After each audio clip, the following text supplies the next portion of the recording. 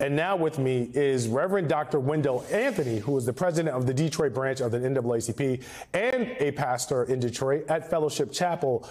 Dr. Anthony, thank you for being here as well. Let's start with your take on Donald Trump's visit to that Detroit church, which we were just talking about yesterday, along with Reverend Sewell. What's your sort of takeaway?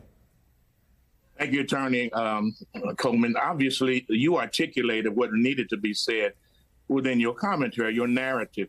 First of all, it was not an outreach, it was an inreach. You called it right. There were more white folk there than African-American folk who were there. And in fact, he was coming to charge and to talk to the African-American community. He did not. It is amazing to me how one could utilize the Black church, a sacred institution, to propel your pernicious, perilous bargainings relative to what you want to do to propel your political concerns. It's not a question of coming in for policy. He did not articulate any policy. He articulated the fact that he wanted to come and get some Black votes. But whereas a policy, we believe in policy. The very community that he came in needs education. You just heard the pastor talk about that. They need the infusion of economic development and small business loans. Having gold gym shoes with red bottoms, putting your face on a T-shirt behind prison bars, that's not policy.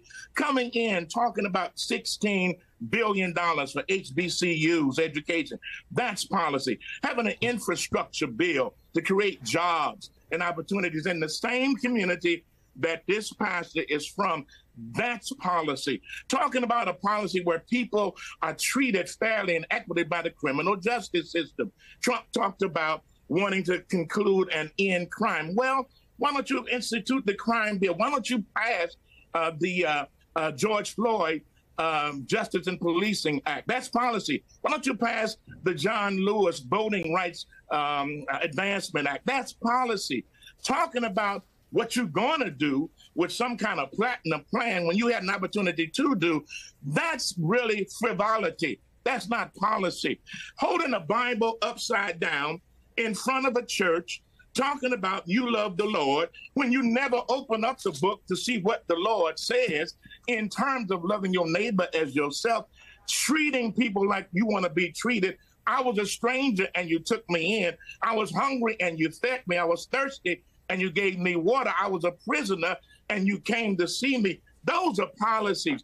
That's what we need. We don't need people to stand up on frivolity. We need you to come in and talk about policy. We know what you have done. The question is, if you another chance, we'll see what you will yet do, which is not in our specific interest. Now, Dr. Anthony, I got to stop you before you preach another sermon. You already worked today. I got more questions for you. Donald Trump sat down recently for another interview with Semaphore and had this to say. I have so many Black friends that if I were a racist, they wouldn't be my friends. They would know better than anybody and fast. He told me they would not be with me for 2 minutes if they thought I was a racist, and I'm not a racist. Is this an effective appeal to Black voters? I know you talked about policy, but at the same time, there are a portion of Black electorate members, particularly Black men, who feel as though they are not being spoken to. Is there a danger that Donald Trump may appeal to this particular demographic in a way that takes away votes from the Democratic Party? But Charles, I hear you. There's always a concern relative to people who are going for the okie doke. That means going for the misnomer, the miscommunication. The fact that Donald Trump comes in and talks about what he's done for Black people. Look at the record. By your fruit, you shall know them. You just called out what he has not done with regards to the Central Park Five. He never apologized for it. He wants them to get the death penalty. He has called Black people really S-hole countries. He has not targeted Haiti and the Congo and Ethiopia and the Sudan, in addition to what's happening in Gaza and the relief there to relieve our folk that he is against educational enhancement. He has not talked about a program to assist HBCUs. He wants to end Social Security as we know it and privatize it. That preacher's mother, grandmother, members are getting Social Security, I would imagine. Some of them folk in their church, We need to make sure that we have it. Look at the records. When you look at the record, it is clear.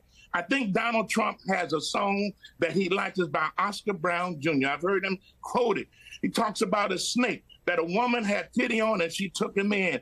She took him in, and the snake, once she took him up, fed him, gave him clothing that he would wear, gave him everything that he needed. The snake turned around and bit her and said, "Oh, woman, you knew I was a snake when you took me in. Don't fall for the snake, because every time you're going to get bit."